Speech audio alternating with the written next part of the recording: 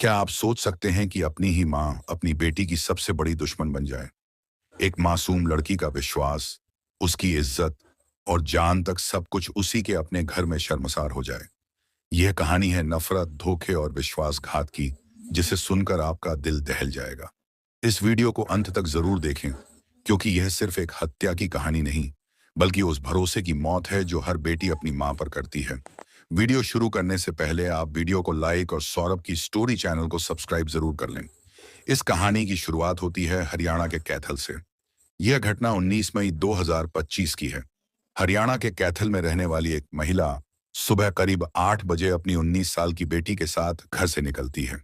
परिवार को बताती है कि वे दोनों सत्संग में जा रही हैं। दरअसल करनाल क्षेत्र के एक गांव में सत्संग का आयोजन था। दोनों माँ बेटी वहां पहुंचती हैं, सत्संग में शामिल होती है और रात वहीं बिताती है।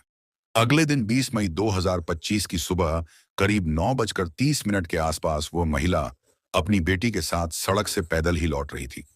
इसी दौरान एक तेज रफ्तार ट्रक वहां से गुजरता है और अचानक लड़की को टक्कर मार देता है। हादसा इतना जबरदस्त था कि लड़की सड़क पर गिर जाती है और ट्रक उसके सिर को कुचलता हुआ तेजी से निकल जाता है। यह देखकर मां घबरा जाती है और तुरंत पुलिस को फोन करती है। साथ ही अपने पति और परिवार को भी कॉल करके जानकारी देती है कि उनकी बेटी का एक्सीडेंट हो गया है और वह अब इस दुनिया में नहीं रही। कुछ ही देर में पुलिस मौके पर पहुंचती है और लड़की की लाश को पोस्टमार्टम के लिए सरकारी अस्पताल ले जाया जाता है। पिता और बाकी परिवार के लोग भी अस्पताल पहुंचते हैं, जहां बेटी की लाश देखकर पूरा माहौल गमगीन हो जाता है। किसी को यकीन नहीं होता कि जो लड़की कल तक जिंदा थी, आज एक सड़क हादसे में इस तरह चली जाएगी। उसी दिन महिला थाने पहुंचकर एफआईआर दर्ज कराती है, जिसमें वह ट्रक ड्राइवर को जिम्मेदार ठहराती है और बताती है कि उसी की लापरवाही ने उसकी बेटी की जान ले ली। शाम तक लड़की का शव परिवार वालों को सौंप दिया जाता है और उसी शाम पूरे रीति रिवाजों के साथ बेटी का अंतिम संस्कार कर दिया जाता है। घर में मातम का माहौल था, लेकिन हर कोई यही मानता था कि यह एक दुर्भाग्यपूर्ण दुर्घटना थी जिसने एक मासूम की जान छीन ली। लेकिन जो सच्चाई थी वह बेहद खौफनाक थी। यह परिवार हरियाणा के कैथल जिले के एक साधारण से मोहल्ले में रहता था। छोटा सा मकान, 2 कमरे, 4 बच्चे और जिम्मेदारी से दबे पिता के कमजोर कंधे। पिता मजदूरी करते थे, सुबह किसी चौक पर खड़े हो जाते और जो काम मिल जाता कर लेते। माँ एक लोकल फैक्ट्री में पैकिंग का काम करती थी। हर दिन सुबह 6 बजे निकलती और शाम को थकी हारी लौटती। 4 बच्चों में सबसे बड़ी यही लड़की थी। कॉलेज में पढ़ती थी, बीए सेकेंड ईयर की छात्रा थी। पढ़ाई में ठीक ठाक थी, लेकिन सपना बड़ा था। पढ़ लिख कर अपने माँ बाप का नाम रोशन करना चाहती थी और कम बोलती थी, लेकिन व्यवहार ऐसा था कि पूरे मोहल्ले में तारीफ होती थी। कभी ऊंची आवाज में बात नहीं करती थी, कभी कोई जिद नहीं करती थी। माँ के काम पर जाने के बाद घर भी वही संभालती थी। पिता अक्सर खामोश रहते थे, लेकिन उनकी आंखों में एक उम्मीद साफ झलकती थी। उन्हें लगता था कि मेरे जैसे मजदूर की बेटी अगर ग्रेजुएट हो गई तो शायद इस घर का भाग्य बदल जाएगा। उधर पुलिस ने मां के बयान के आधार पर ट्रक ड्राइवर के खिलाफ एफआईआर दर्ज कर ली थी। मामला सड़क हादसे का बताया गया कि ट्रक तेज रफ्तार में था, लड़की पैदल चल रही थी और टक्कर लगने से उसकी मौत हो गई। पुलिस ने मौके की जांच की, थोड़े बहुत लोगों से पूछताछ की, लेकिन कोई बड़ा सवाल सामने नहीं आया। सीसीटीवी कैमरा उस इलाके में नहीं था। गाड़ी का नंबर मां ठीक से नहीं बता पाई थी। डॉक्टर की रिपोर्ट में मौत की वजह सिर में गंभीर चोट दर्ज की गई, जो सड़क पर गिरने से हो सकती थी। पुलिस के लिए यह मामला उन तमाम हादसों में से एक लग रहा था जो हर रोज होते हैं। एक आम केस जिसमें गवाह नहीं, ट्रक नहीं और अब लड़की भी नहीं। इसीलिए जांच कर रही पुलिस ने कुछ ही दिन में फाइल बंद करने की प्रक्रिया शुरू कर दी। परिवार ने भी यही मान लिया था कि यह एक दर्दनाक हादसा है। अब तक इस हादसे को 12 दिन हो चुके थे। घर में 13वीं की तैयारी शुरू हो गई थी, लेकिन कोई नहीं जानता था कि जिस दिन यह परिवार बेटी की आत्मा की शांति के लिए बैठा होगा, उसी दिन मां ऐसा खुलासा करेगी कि उसे सुन पाना भी मुश्किल हो जाएगा। दरअसल जब 13वीं की प्रक्रिया चल रही थी और घर पर रिश्तेदार भी मौजूद थे, तभी मां को भीतर से कुछ ऐसा एहसास होता है जो उसे अंदर तक झकझोर देता है। उसे अपने किए पर पछतावा होने लगता है। एक भारी बोझ सा महसूस होता है जिसे वह अब और नहीं छुपा सकती थी, और जब उससे बर्दाश्त नहीं होता है तो वह अपने पति को एक तरफ ले जाकर ऐसी बात बताती है जिसे सुनकर पति के भी होश उड़ जाते हैं। उसका कहना था कि उनकी बेटी का कोई एक्सीडेंट नहीं हुआ था, बल्कि उसकी जानबूझकर ली गई थी। यह सुनकर पति हैरान रह जाता है। उसे समझ नहीं आता कि आखिर एक मौत को किस तरह मोड़ दिया गया। जो हादसा बताया गया था, असल में वह एक साजिश थी। लेकिन बात यहीं खत्म नहीं होती। महिला ने यह भी बताया कि उस बच्ची के साथ केवल जान से खिलवाड़ नहीं किया गया, बल्कि उसके साथ बहुत बड़ा गलत भी हुआ था। यह बात उसने अपने पति को बताई, एक ऐसे पिता को जो अब तक यही मानकर दुखी था कि उसकी बेटी एक दुर्घटना का शिकार हो गई। और अब जो सच सामने आया, उसने उसकी सोच, उसका दुख और पूरा विश्वास हिलाकर रख दिया। उसकी बेटी के साथ असल में हुआ क्या था? सबसे चौंकाने वाली बात यह थी कि महिला ने यह भी बताया कि यह काम किसी अनजान ने नहीं, बल्कि उसी के जानकार ने किया था। पति यह सब सुनकर सन्न रह जाता है। उसे समझ ही नहीं आता कि अब तक जो दुख वह झेल रहा था, उसके पीछे की हकीकत इतनी हैरान करने वाली होगी। धीरे धीरे यह बात पूरे घर में फैल जाती है। रिश्तेदार और परिचित भी इकट्ठा हो जाते हैं। महिला की कही यह बात सबको हैरान कर देती है कि बेटी की मौत एक हादसा नहीं, बल्कि एक साजिश थी, और वह साजिश अपने ही जान पहचान में रची गई थी। महिला एक लोकल फैक्ट्री में काम करती थी। उसी फैक्ट्री में उसकी पहचान गांव बकाना निवासी रेखा से होती है। दोनों के बीच धीरे धीरे बातचीत बढ़ती है और एक तरह की दोस्ती हो जाती है।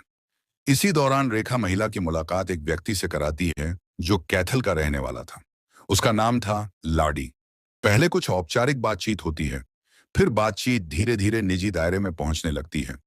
एक दूसरे से मिलने जुलने का सिलसिला शुरू होता है और कुछ ही समय में महिला और लाड़ी के बीच शारीरिक संबंध भी बन जाते हैं। यह रिश्ता आकर्षण से शुरू हुआ था। प्यार था या नहीं, यह बात दोनों ही जानते होंगे। लेकिन इतना जरूर है कि इस संबंध के बाद महिला को अपने किए पर पछतावा होने लगा था। लेकिन अब बात उसके हाथ से निकल चुकी थी। इसी का फायदा उठाकर लाड़ी ने महिला को ब्लैकमेल करना शुरू कर दिया। लाड़ी ने महिला से साफ साफ कह दिया कि अगर वह अपनी बेटी को उसके पास लेकर आएगी, तो वह इस रिश्ते की बात किसी को नहीं बताएगा। लेकिन अगर उसने ऐसा नहीं किया, तो वह उसके पति और घर वालों को सब कुछ बता देगा कि उनके बीच किस तरह का रिश्ता रहा है। महिला मानसिक रूप से कमजोर पड़ गई। वह खुद को फंसा हुआ महसूस कर रही थी। उसके सामने अब दो ही रास्ते थे, या तो सब कुछ उजागर हो, या फिर वह अपनी बेटी को लाड़ी के कहे अनुसार उसके पास भेज दे। और यहीं से कहानी एक ऐसे मोड़ पर मुड़ जाती है जहां एक मां अपने अपराध को छुपाने के लिए सबसे बड़ा धोखा कर बैठती है। अपनी ही बेटी के साथ महिला अब पूरी तरह डर चुकी थी। उसे लगातार यही डर सता रहा था कि कहीं उसके और लाड़ी के बीच जो हुआ है उसकी सच्चाई उसके पति तक ना पहुंच जाए। लेकिन जो फैसला उसने इस डर में लिया, वो किसी भी मां के नाम को कलंकित करने जैसा था। वो अपनी 19 साल की बेटी को लेकर लाड़ी के बताए स्थान पर पहुंच जाती है। उस समय वहां उसकी सहेली रेखा भी पहले से मौजूद थी। जैसे ही वे वहां पहुंचते हैं, लाड़ी उस लड़की को एक पुड़िया देता है जिसमें नशीली पदार्थ होती है। वह लेते ही लड़की बेहोश हो जाती है। इसके बाद लाड़ी उसे एक कमरे में ले जाकर बंद कर देता है। लेकिन कहानी यही नहीं रुकती। इसके बाद वह महिला यानी लड़की की मां वहीं मौजूद होती है और लाड़ी उसी समय उसके पास आता है और उसके साथ शारीरिक संबंध बनाता है। उधर लड़की बेहोश पड़ी रहती है, अकेली उसी घर के दूसरे कमरे में। फिर लाड़ी उस कमरे में वापस जाता है और लड़की के साथ जबरन संबंध बनाता है। कुछ ही देर बाद लड़की के होश में आने पर जब उसकी चीखें सुनाई देती हैं, तो मां वहां पहुंचती है। लेकिन जो होना था वह पहले ही हो चुका होता है। इसके बाद लाड़ी और रेखा मिलकर लड़की को एक बार फिर से वैसी ही नशीली पुड़िया देते हैं। वह इतनी तेज होती है कि कुछ ही मिनटों में लड़की बेहोश हो जाती है। यह देखकर सभी घबरा जाते हैं। हालत बिगड़ते देख डॉक्टर को बुलाया जाता है। जब लड़की की मौत हो गई, तो कमरे में मौजूद पांचों लोग, मां, रेखा, लाड़ी, लाड़ी का बड़ा भाई तेजी और एक डॉक्टर, यह लोग तय करते हैं कि इस पूरे मामले को एक्सीडेंट में बदला जाएगा। इसके लिए लाड़ी ने अपने परिचित ट्रक चालक को बुलाया। ड्राइवर को ज्यादा जानकारी नहीं दी गई। सिर्फ यही कहा गया कि एक एक्सीडेंट को दिखाना है। रात के अंधेरे में लड़की के शव को सुनसान इलाके में सड़क पर लाया गया। शव को सड़क पर इस तरह रखा गया कि देखने में लगे जैसे अचानक सड़क पार करते समय किसी भारी वाहन की चपेट में आ गई हो। इसके बाद ट्रक चालक को संकेत दिया गया और ट्रक को शव के सिर की तरफ से गुजार दिया गया। जैसे ही ट्रक आगे बढ़ा, लड़की का सिर कुचल गया। चोटें ऐसी थी जो किसी भी पुलिस को एक असली सड़क दुर्घटना का हादसा लगे।